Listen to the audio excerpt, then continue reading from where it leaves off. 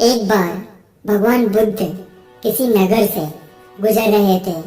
तभी अचानक उनकी नजर एक कपड़े के व्यापारी पर पड़ी। वो व्यापारी बड़ा ही दुखी और हताश नजर आ रहा था। बुद्ध कुछ आगे आए और आगे आकर उस व्यापारी के पास गए और उस व्यापारी से पूछा, तुम इतने उदास क्यों हो?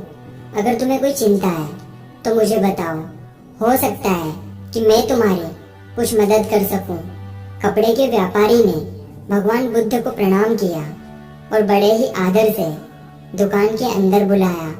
फिर उस व्यापारी ने भगवान बुद्ध से कहा, जब से मेरी पत्नी की मृत्यु हुई है तब से मेरे घर पे मेरे छोटे बेटे की देखभाल करने वाला कोई नहीं है। इसीलिए मैं हमेशा उसे अपने साथ दुकान पे लेकर आता हूँ। लेकिन दुकान पर आने वाले हर ग्राहक की पगड़ी को उछालकर वो फेंक देता है और कभी कभी तो उनका झोला ही उठाकर बाहर फेंक देता है। मैंने इसे बहुत बार समझाया, हर तरह से समझाने की कोशिश भी की, पर ये समझने को तैयार ही नहीं है। और इसकी इन हरकतों की वजह से मेरे सारे ग्राहक अपने आप को अपमानित समझकर वापस चले जाते हैं और धीरे धीरे ये स्थिति हो गई है कि मेरे पास कोई भी ग्राहक आना ही नहीं चाहते। अब बताइए मैं क्या करूं? बुद्ध बोले, बस इतनी सी बात, इसमें मैं तुम्हारी सहायता कर सकता हूं, पर तुम्हें मुझे वचन देना होगा।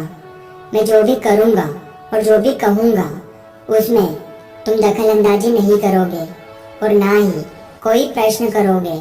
तब व्यापारी ने भगवान बुद्ध को वचन दिया और कहा, आप जैसा आदेश करेंगे वैसा ही होगा।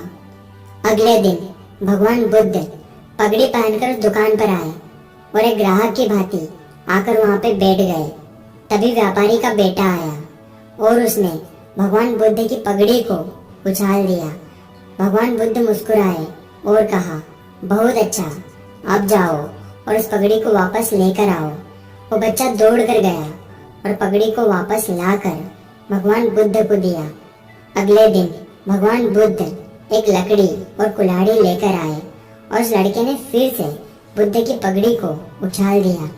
बुद्ध ने उस लड़के को कुल्हाड़ी और लकड़ी हाथ में दी और कहा, जाओ इस लकड़ी को काटो।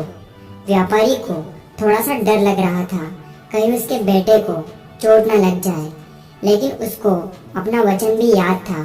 7 दिनों तक भगवान बुद्ध कोई ना कोई नया काम लेकर आते और उस लड़के से करवाते। शीघ्र ही वो लड़का भूल गया कि उसे किसी की भी पगड़ी को उछालना है। व्यापारी बहुत खुश हुआ। उसने बुद्ध को धन्यवाद कहा। अगर हम अपने मन को अपने हिसाब से काम नहीं करवाएंगे तो मन अपने हिसाब से काम करेगा। भगवान बुद्ध से मिलने से पहले उस लड़के का मन और दिमाग अनियंत्रित रूप से काम कर रहा था, लेकिन भगवान बुद्ध ने उस लड़के को एक दिशा दी और उससे दूसरे काम करवाए और धीरे धीरे उसकी आदत बन गई और उसका मन समझ गया कि मैं अनियंत्रित होकर अब काम नहीं कर सकता।